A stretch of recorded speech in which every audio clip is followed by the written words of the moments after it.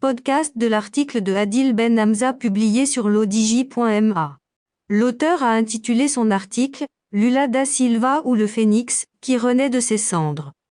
Il commence son article ainsi. Mon soutien à Lula n'est pas de l'affiliation.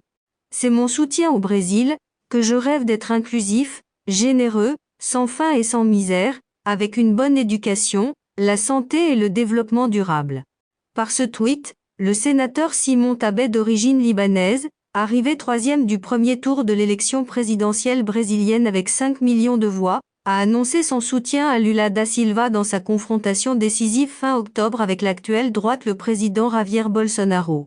Quand le pauvre vole, il va en prison, et quand le riche vole, il devient ministre. Lula da Silva.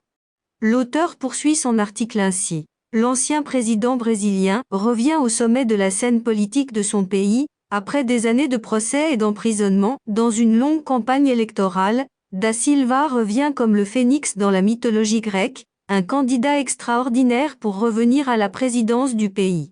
Fin avril de l'année dernière, l'icône de la gauche brésilienne a été libérée dans le cadre d'amendements juridiques qui ont bénéficié à environ 5000 prisonniers, dont da Silva, qui a été jugé pour corruption, mais un comité des droits de l'homme de l'ONU a conclu cette décision.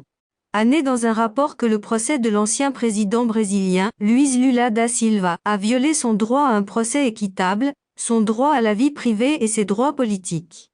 Qui est ce leader qui a réhabilité la politique de son pays et a su affronter les ambitions américaines traditionnelles en Amérique latine, et faire du Brésil une puissance économique et scientifique montante? De cordonnier dans les rues de Sao Paulo, président du syndicat des ferronniers, puis président de la 8e puissance économique mondiale, il est le légendaire Lula da Silva, le leader du Parti des travailleurs brésiliens qui a dirigé le pays de 2003 à 2010.